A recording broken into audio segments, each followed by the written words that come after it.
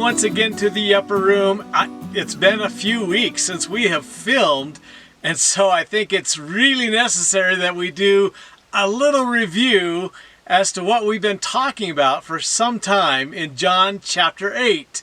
Again, this series is called The Expression, and it is about how Jesus was the exact representation of the Father. So when Jesus prays in the upper room in John 17:3, eternal life is knowing the Father and the Son, we now know how vital this series is.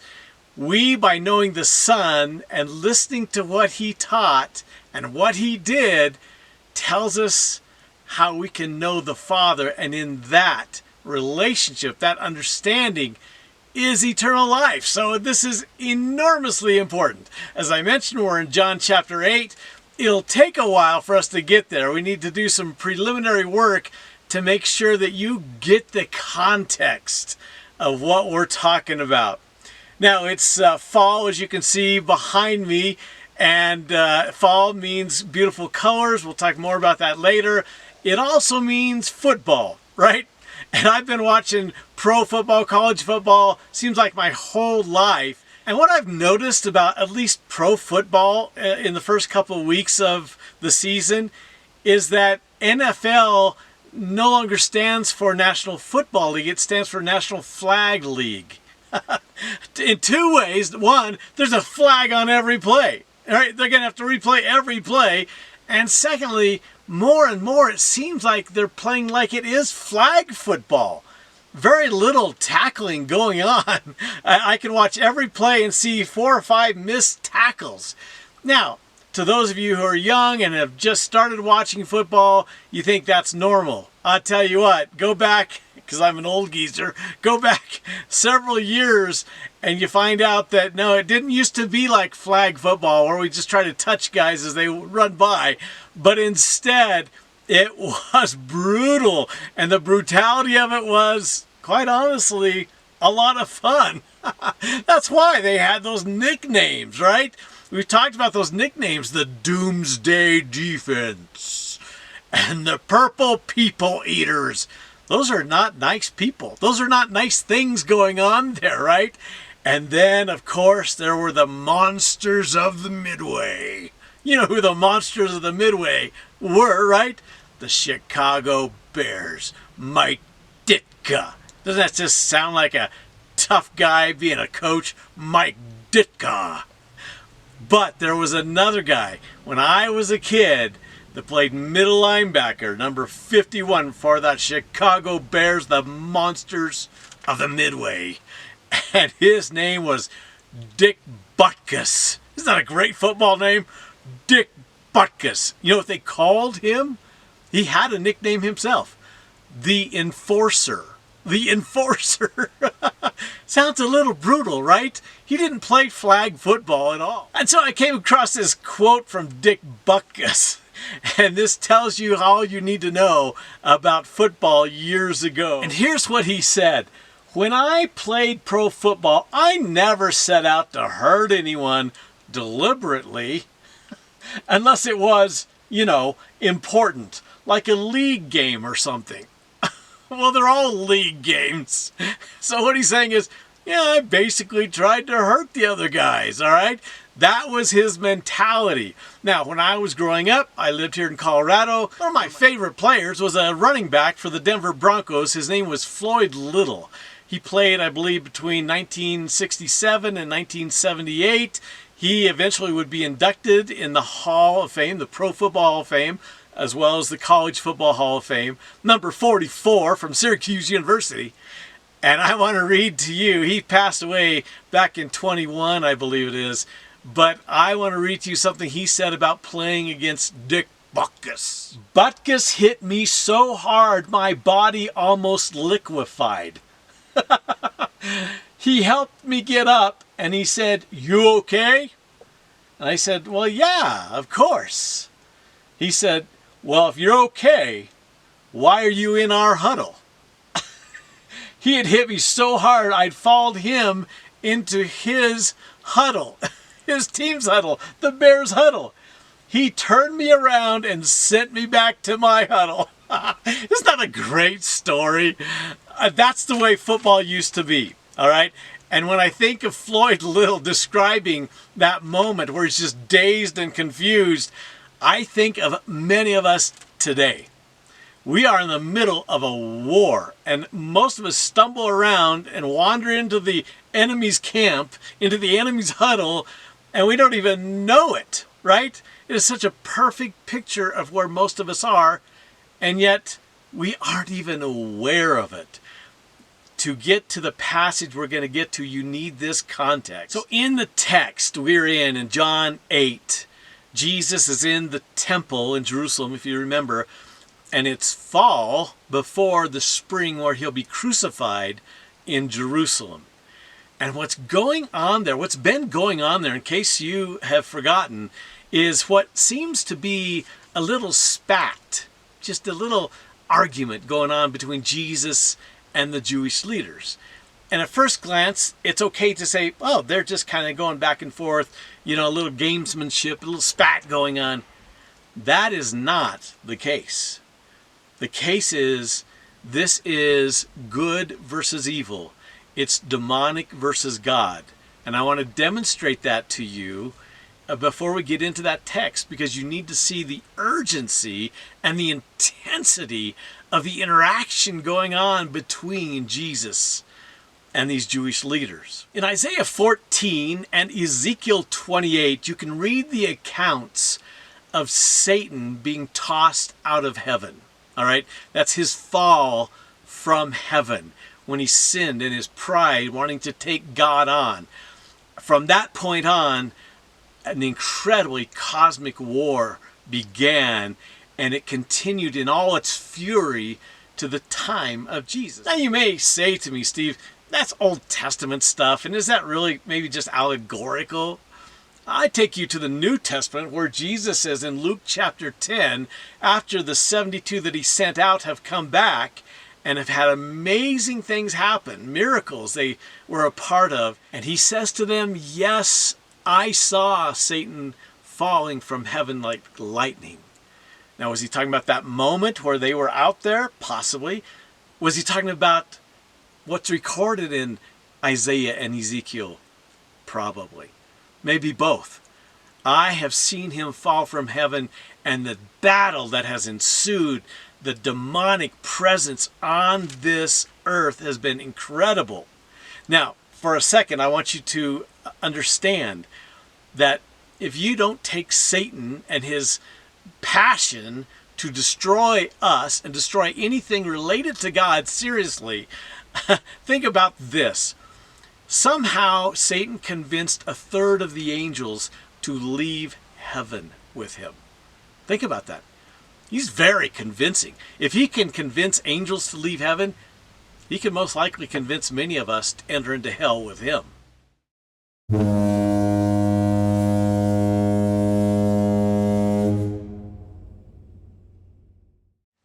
And that is why Peter wrote in 1 Peter 5:8, stay alert, watch out, for your great enemy, the devil, prowls around like a roaring lion looking for someone to devour. We've mentioned that passage before. You've probably read it before. But think about what he's saying there. Those are all war terms, right? Stay alert. Watch out. Be on your guard. You have an enemy that literally wants to annihilate you. So we're going to call this introduction. We're still in the introduction. We're going to call this introduction annihilation. That's Satan's goal. To annihilate anyone, anything connected to God, including ideas. And you can see that going on in our culture. Any idea connected to God, say the child in the womb that is God's idea, we will destroy it, annihilate it. That's what we're dealing with, and that's what Jesus is dealing with in the temple. So now that you've got the context, this is not just some tit for tat spat argument going on and all fun and games. This is a cosmic battle taking place. And you may say, wow, claiming that the Jewish leaders are demonic? Really? We'll get to that, but let's jump into our text. Chapter 8, starting in verse 48. And we start with those very leaders. We're going to call them the accusers, okay? We know the enemy wants to annihilate. He'll use anyone and anything in any situation to do that. And now we come to the accusers. Verse 48 reads this way. The people retorted. The people means the Jewish leaders. They responded to what Jesus has been saying so far in the temple. And they say to him, "You Samaritan devil." Now, I don't know if you've ever been called a Samaritan devil. And if you were, you'd probably say, whatever. No, that had deep, cutting meaning. To call someone a Samaritan, first of all, Samaritans were half-breeds. They were the enemies of the Jews. The Jews wouldn't even go into their land. So even Jesus, when he went into Samaria, which Jews didn't do, but he did, even Jesus and his disciples were shunned. So much so by the Samaritan people that James and John, remember, said, could we call down lightning and kill these people? These are supposedly good people. Those are his disciples. That's how much animosity was there between the Samaritans and the Jews. So for them to say, you are a Samaritan, was supposed to be the greatest insult of all, but they top it by saying, devil. You are of the devil. That's how evil you are. They are accusing him of that. Now, in case you've never read about Satan in the book of Revelation, I read to you from Revelation 12:10. John writes, "Then I heard a loud voice shouting across the heavens, 'It has come at last, salvation and power in the kingdom of our God. For the accuser,'" yep, that's him, "the accuser of our brothers and sisters has been thrown down to earth." Okay, we know that. "The one who accuses them before our God day and night." Do you know that? That Satan is constantly accusing you and me before God, saying we're worthless, we're not worth his love, that we do nothing but mess up in life. He is the great accuser. So when someone steps into that role of being an accuser, they most likely are standing in the shadows of the evil one, and that's what these guys are doing. By throwing an accusation at Jesus that is as low as it gets. We're going to talk a little bit about Karl Marx, but let me quote him. I'll tell you more about his life in a minute because it really fits in well here. But I want this quote to come to you right now so you know where he came from. And he said this, "Accuse your enemy of what you are doing as you are doing it to create confusion." Can you see why we're wandering around going to the wrong huddle? Accuse your enemy. That's what Satan does. That's what Karl Marx came up with. This is how we will operate. We will accuse our enemy of something that we are already doing, and then it just creates greater confusion, right? So we're just a month away from a huge election, and one of the ironic things is that one side is saying about the other that they are destroying democracy. Well, we know that the ones accusing of that, that's all they do, right? Okay, so that gives you some insight as to where this is coming from. The accusers, the Jewish leaders were accusers right here. They align themselves with the dark side. So the question I pose to you, which may be a tough one, were the Jewish leaders just kind of off base a little bit, a little confused? Or could it be that they were demonic? I want to take you back to Karl Marx. Grew up in the 1800s, and I think he was born in like 1811. By 1835, he had grown out of his church-going ways as a kid and even into his teen years, and now he went dark, all right? He went very dark. Let me quote some of the people around him to tell you how dark Marx went. His family and close friends all said he's governed by a demon. His father wrote a letter to him and addressed it to "my dear devil son." His good friend Engels, they were good friends for a long time, but even Engels said about him, he was a monster of 10,000 devils. And in a 1968 biography about Marx by Robert Payne, he put it this way, "There were times when Marx seemed to be possessed by demons." Are those people all way off? Are they all wrong? There's plenty of evidence that Karl Marx, the father of present day socialism, Marxism, communism, was demonic. Now, am I aligning the Jewish leaders with him?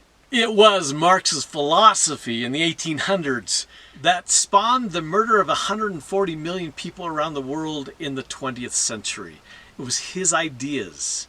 Is it really any coincidence that 140 million people would die at the hands of his ideas? Well, we heard from his family and his friends. How about Marx himself? In not 1900, he was dead by 1900.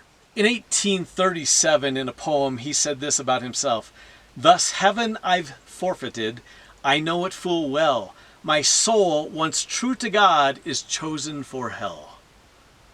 He knew it. I am on a one-way path to hell, and I don't care, because I am possessed. I live for the demonic. Now, in reading about Marx, what I was fascinated with about his life is that, too, besides being described as demonic by everybody that knew him, the other two characteristics that they attributed to him: he was self-centered and he loved money. In fact, he loved money so much that he would do anything to get it. He never worked for it, not a day in his life. He took it from others. And he took it from his parents, in fact, until they had nothing left. But think about that. Those are two attributes that we see in our world, our culture today, without bounds, right? Self-centeredness and greed. And those were two of the things that describe a demon-possessed man.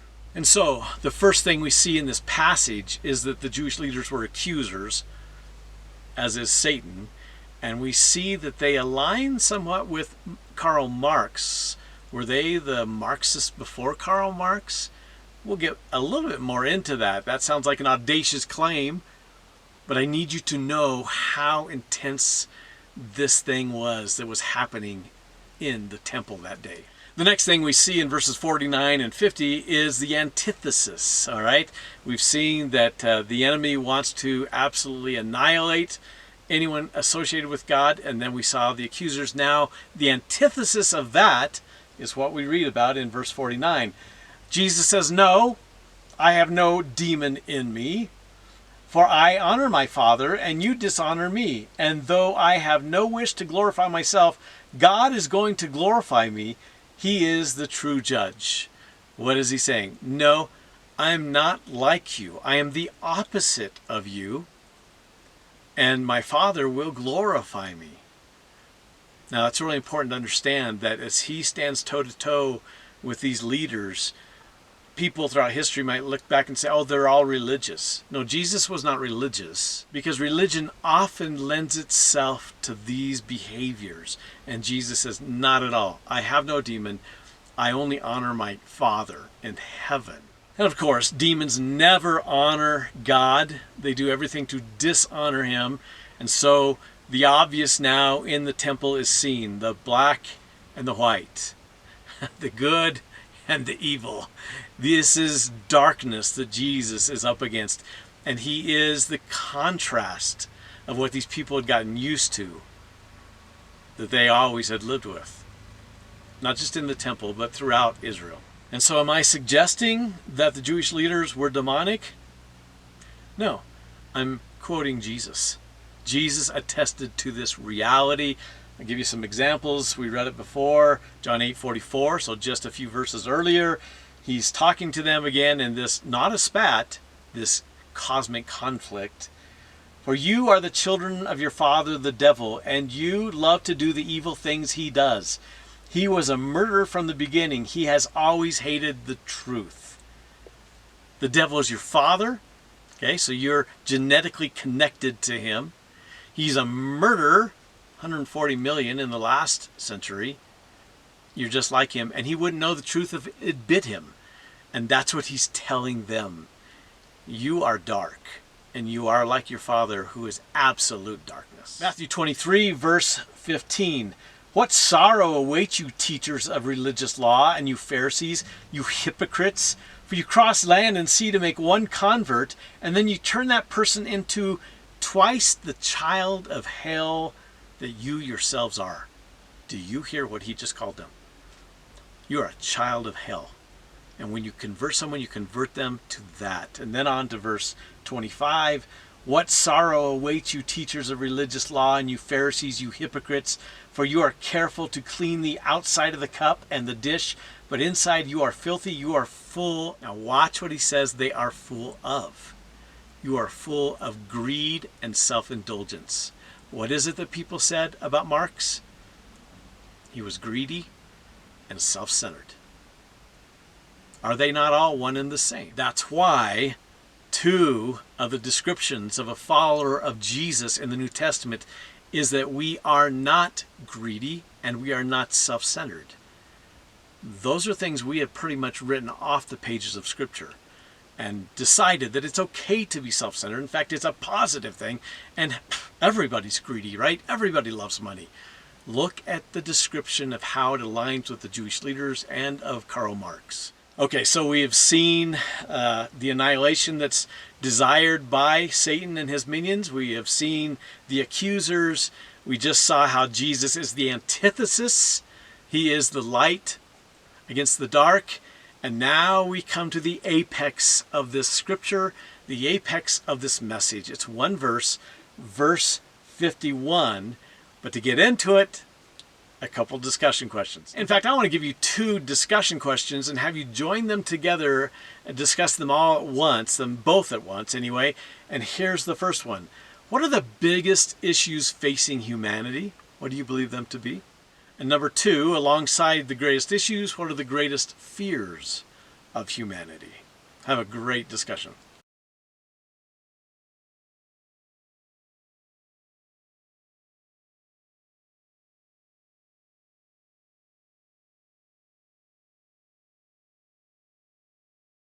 Well, I'd be interested to hear what you came up with. Of course, if you ask the culture, what are the greatest issues? Of course, you have climate change and you have women's reproductive rights. You have gender confusion and pandemics and one world government things that are important. Okay, those are big issues. But now I want to tell you that the biggest issue is connected to our biggest fears. What were the biggest fears you came up with?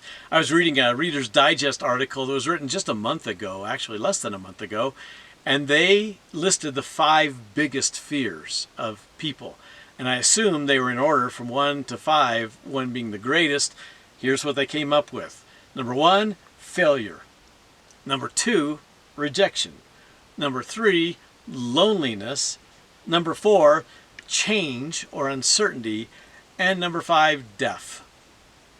I read that list and went, I think I would put death at the top, right? Isn't that the ultimate fear of almost every person you know? We spend so much time, energy, and money to avoid death, to push it off as long as we possibly can, thinking that somehow there'll be a cure for death if we just stay alive longer, right?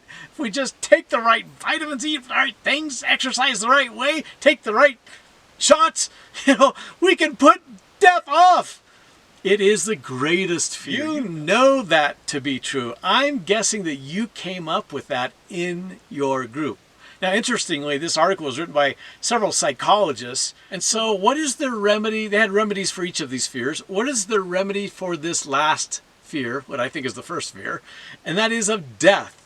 By the way, did you know that there's actually a word for those of us who are afraid of death? The word is thanatophobia. Question, do you have thanatophobia? Do you live in fear, angst of death? What did these psychologists say we could do about that fear? Here we go. Accept it. So that's like join a group and say, hi, I'm Steve. I have thanatophobia. Accept it. That's who I am. Number 2, focus on the here and now. There you go. Don't look down the road. Looking down the road is a bad idea. Just focus on what I feel like doing right now. Number 3, search for meaning in life. Okay, that's wisdom from below. Ask other people what life is about. And 4th, recognize that death is a part of life. Yeah, that's an easy one, right? I recognize that. We all recognize it. Okay, the point is this. That sets us up for verse 51. And I'm going to call it the solution. That's why I've entitled this lesson, The Solution. Here's the solution to our incredible fear of death. Now, I think what Jesus says here in verse 51 is absolutely amazing because it doesn't seem to fit, right? We're talking about who's the demon here and who's in the darkness and all this kind of stuff. But look at verse 51. I tell you the truth. Anyone who obeys my teaching will never die. Okay, we need to unpack that. It's a short verse. It is the apex of this passage, I believe. And so with the 4 elements involved, we will discuss each of them fairly briefly, but it's really important. So Jesus begins with, I tell you the truth. Of course, Jesus tells the truth because that's all he can do. You know that scripture in Hebrews chapter 6, verse 18 and John 14:6 identifies truth as the very character of God. In fact, the Hebrews passage says God is not able to lie. A lot of people say, well, God can do anything. That's not true. God can do anything. Well, that's not true. He can't lie. It is not in his character. But Jesus says, let's start with truth. I will give you truth. And the reason that's so important is that from that day to this day, we live in a culture of untruth. And we've covered this before, but make sure you understand what he's about to say is absolute truth. You can go to celebrities, you can go to talking heads on TV, to radio talk show hosts, to internet folks. You can go to anyone you want to go to. You will never get absolute truth like you will with Jesus. And that's why we do what we do. You have the opportunity in our time together to hear absolute truth. So he starts with, here is the truth. Next, what Jesus offers is pretty amazing. The next word is anyone. Anyone.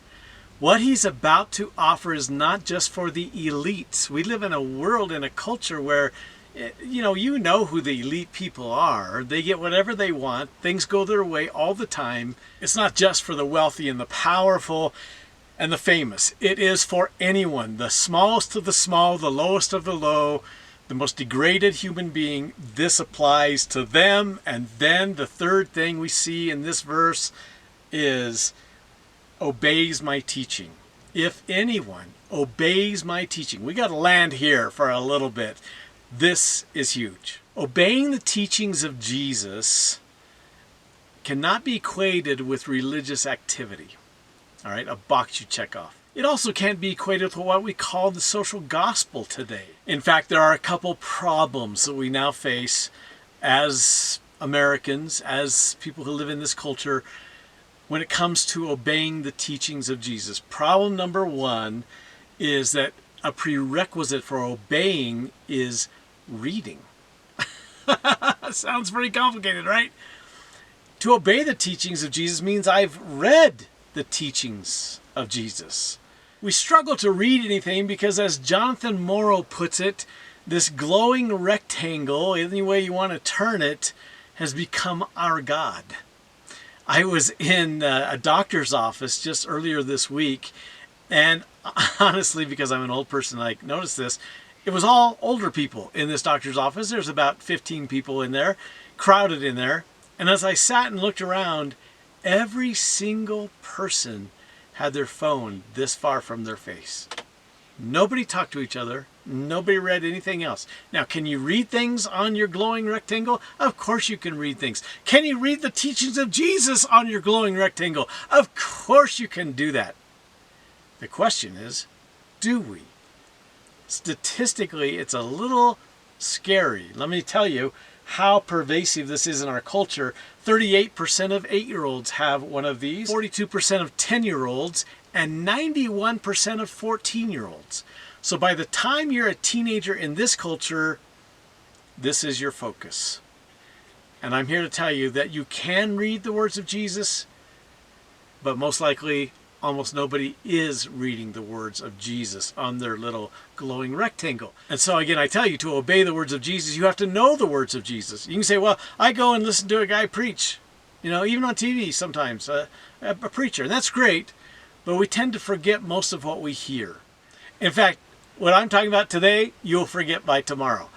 We need to visually see it. We need the repetition of seeing the commands of Jesus, the words of Jesus, the advice of Jesus, the counsel of Jesus. And so it starts with reading, and that's a problem for us. In fact, I have told you in the past about how some college literature professors have been confiding in one another that they can no longer focus long enough to read more than a couple pages. And they feel terribly guilty. Why is that? Because we get addicted. It has to move fast. It can't be slow. And that's the second problem. Obeying the teachings of Jesus takes a long time to learn how to do. It is, as Eugene Peterson said, a long obedience in the same direction. And yet, we have been trained to only accept that which happens quickly, instantaneously. And it's our whole culture. So those two problems stand before us ever learning to obey the teachings of Jesus. It takes years, decades, generations to fully understand how to obey the teachings of Jesus. And again, it's no coincidence that the evil one has created a culture here. This is his culture where instantaneous results are a demand. And obeying the teaching of Jesus takes a long time. Remember, at the end of the Sermon on the Mount in Matthew chapter 7, verse 24, Jesus tells the story of a wise man and a foolish man. Storms come. They built the same house, but it was on different foundations, and a storm comes and destroys the house of the foolish man.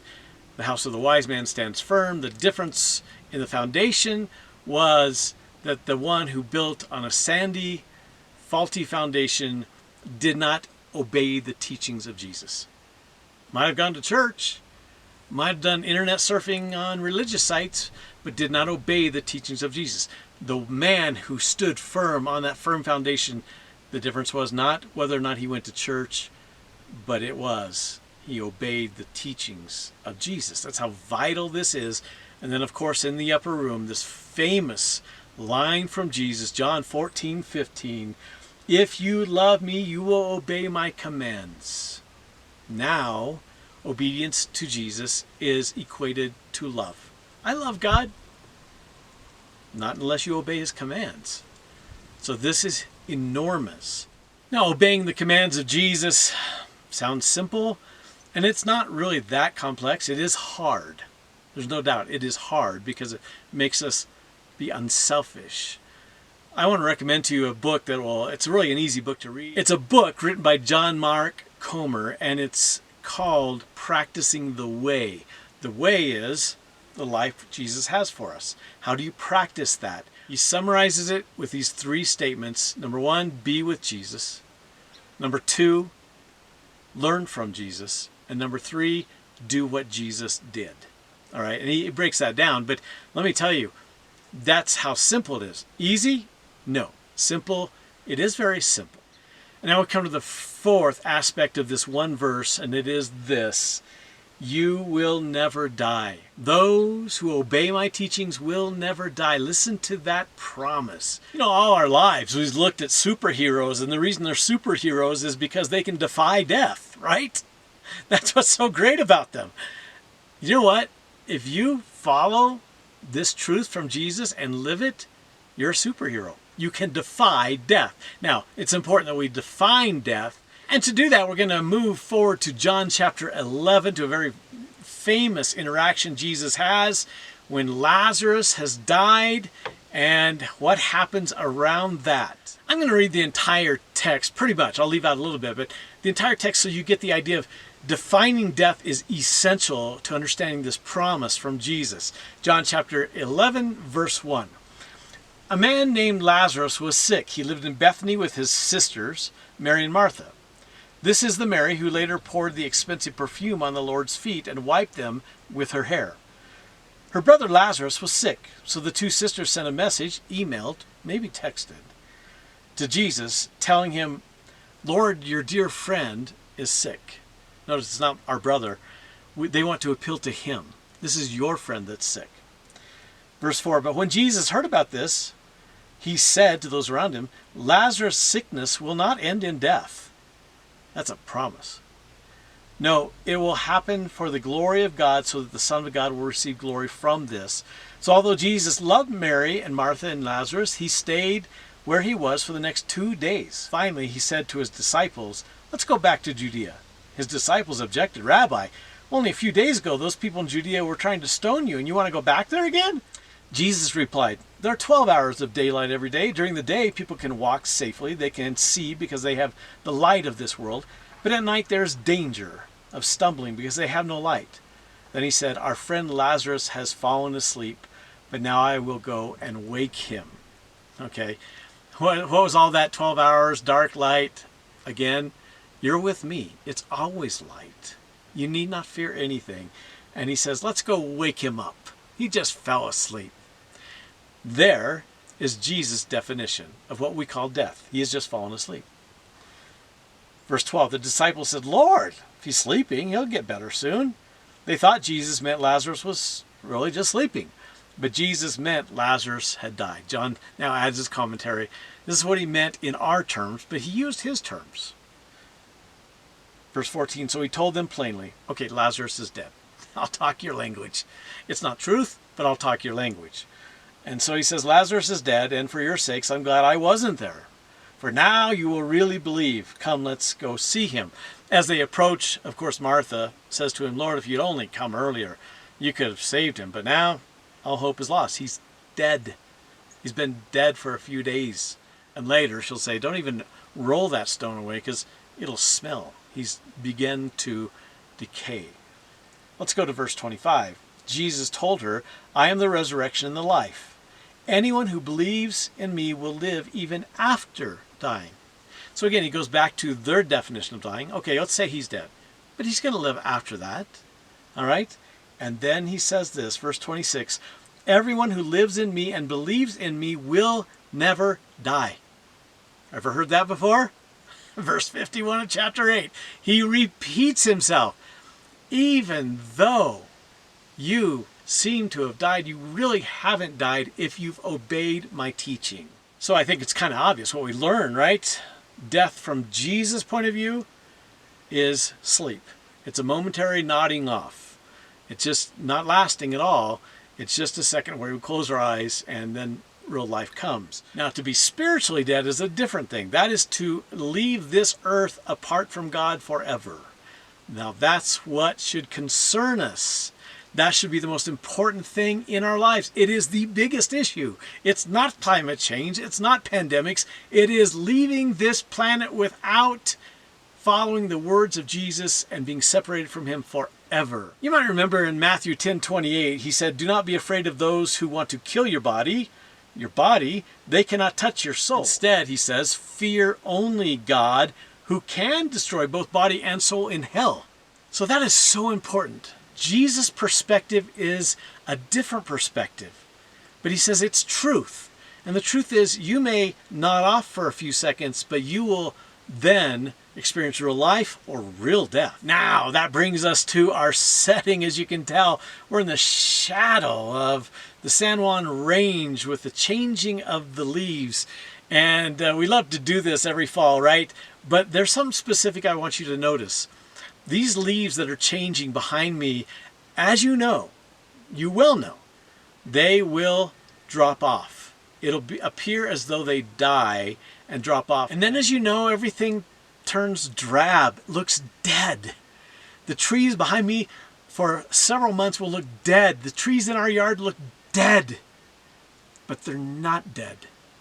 This is a momentary thing. They come back to life in the spring, and we so look forward to it. I'm already looking forward to seeing those new leaves come out. But in the meantime, this is beautiful, but soon it'll look like death. It'll look like death, but they're not dead. What looks like death to us on this earth is not death. It's not final. There is a spring. There is a new birth that will take place. Now, of course, this promise from Jesus prompts outrage, okay? So that is the apex of this lesson. What Jesus has just said in verse 51 is the answer and solution to the greatest fears, the greatest problems, the greatest questions of this life. That's why we had to spend more time there, and that's what this lesson is about. There is a solution. And we'll end with that again, but before we do that, is it really okay that he says this?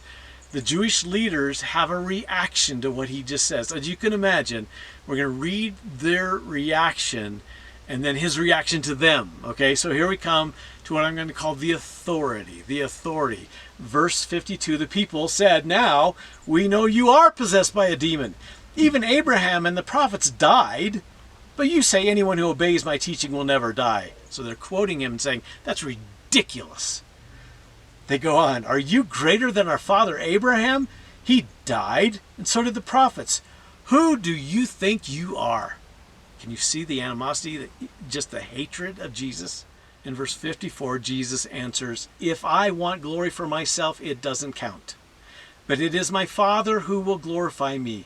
You say he is our God, but you don't even know him. You don't have eternal life. I do know him. I do know him, and if I say otherwise, I would be as great a liar as you." Wow. Jesus is not very nice, is he? He's honest. There's truth. "But I do know him and obey him." So he now says, "I will never ask something of you that I don't already do myself. I obey the Father, and I know him, and that's what I place before you. Your father Abraham rejoiced as he looked forward to my coming. He saw it and was glad." And their heads are spinning now. Your father Abraham saw what I've been doing? The people said, "You aren't even 50 years old. How can you say you have seen Abraham?" And Jesus answered, "I tell you the truth." Here's truth again for you. Here's truth. You can deal with it now. "Before Abraham was even born, I am." We've talked about this before. What does that mean? Is it bad grammar? Did Jesus have just no idea of how to speak? Before Abraham was, 2,000 years ago, I am. I am there. I am here. What is he saying? I'm outside of time. I exist. I live outside of the time-space continuum that you are trapped in. And I'm telling you, if you're going to trust anybody on this issue that I just gave you, you should trust me. Because I've seen the outside world. I've seen the unseen world. I've lived in it. I live in it. And he tells them this, and they respond by saying, "Oh, our Lord and our God, we love you." You're kidding? They're demonic. So what do? At that point, they picked up stones to throw at him. But Jesus was hidden from them and left the temple. Okay, we're going to kill you. That's all we can do now. We've been accusing you of things, calling you names. We just got to kill you now. All right? Take 2 shots at you before the election. I'm not saying Trump's Jesus at all. But the point is, at some point, if names don't work and if accusations don't work, we're just going to have to kill you. That's how they felt about Jesus. They are demonic. Don't miss the point. Jesus has the authority because he's outside of time and space, where we are trapped at this moment. And outside of time and space, he says, "Let me tell you what will happen." And he has the authority to say what he said. I read this article about 100 genius solutions to problems you didn't know existed. Okay, so what are these genius solutions to these things? I'll give you not all 100, I'll give you my favorite 10. Are you ready? Here are my favorite 10 that I saw listed. Number 1 is there are somewhere classrooms with desks for kids that have pedals attached to them so they can keep moving as they're learning. What a great idea, right? I didn't know that was a problem. It is a problem. They solved that problem. Speaking of kids, our preschoolers in Japan, they have schools where the center of the school has an open roof and it rains, and when it rains they built it so there's a puddle so the kids can come and play in the puddle for recess and not get dirty. Isn't that a great idea?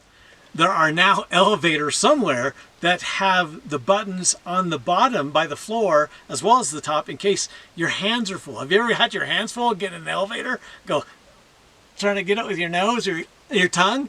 Now you can just kick the button. Isn't that a great idea? Also, there's urinals, guys, I'm talking to the guys now. There's urinals that have pedals you can step on to flush it instead of touching anything. Great idea. Didn't know that was a problem, but it's a problem. Great solution. They have showers now that actually tell the temperature of the water so you can get in when the temperature is exactly what you want it to be. They have phones in hotels somewhere that have a button on the phone to tell bedtime stories. How great is that for when you're trying to put kids to bed? There are gas pumps in Korea that hang from the the ceiling above so that it doesn't matter which direction you come in, whether your gas cap is on the left or on the right, you just pull it down on either side. I like that idea. And then, of course, there are dentists now. They have Where's Waldo puzzles on the ceiling so you can concentrate on solving the problem of where Waldo is and you don't even know that you had your teeth pulled out. Isn't that a great idea? And they actually have stickers now someplace on avocados that give you the shades of the outside of the avocado to tell you how ripe it is just by comparing their sticker to what you're actually seeing on the outside of the avocado. You know how ripe you want it by looking at the sticker. I'll throw in one more for you. Walk through McDonald's. Isn't that great? If you just want to walk through, you can do that. Okay, I went through all 100 of these and I was amazed. I was astonished that not one solution was given for the problem of death. Can you believe that? All these other things that, yeah, they're fun to fix, but the real problem is death. Not one time did this guy offer a solution to death as Jesus does. So I'll read it again one last time. Verse 51 of chapter 8. I tell you the truth. Anyone who obeys my teachings will never die. Couple questions to end. Number one, and first and foremost, do you know that? I mean, do you know it in the sense of, yeah, I know it and I do it. Eternal life, escaping death, comes from obeying the teachings of Jesus. Knowing him, living with him, doing life with him, doing what he tells us to do. Is this promise from Jesus a reality for you? Question number two, do your friends and family know that? I mean, think about all the things you talk about. We seldom talk about the most important issue, the biggest fear, the biggest problem. It's time you talk at some point to them to make sure they know this is an option. Maybe you don't know this. You can obey the teachings of Jesus and you get to escape death. So how important is obeying the words of Jesus? It's all important. So what will you do now? What changes will take place in your life? Because you know what? I don't want to die. I don't want to spend eternity away from God in misery. Well, what changes need to take place? It's not about, well, when I was 7, when I was 10. It's about right here, right now. Do you live with the Messiah, the Rabbi, the Master? Do you do life with him every day? Do you learn from him every day? Do you do what he does? It can be done. It'll be difficult, but it's not complicated. So glad you've joined us here in the shadow of the San Juan Range on this beautiful day. And remember, the beauty of these leaves will disappear. It'll appear as though death has taken over. But spring will then come, and spring will come in your life if you will obey the teachings of Jesus. I pray your life is all about that, and if it's not, you will make your life from this point on all about doing what Jesus has taught you to do. God bless you guys. Love the journey with you.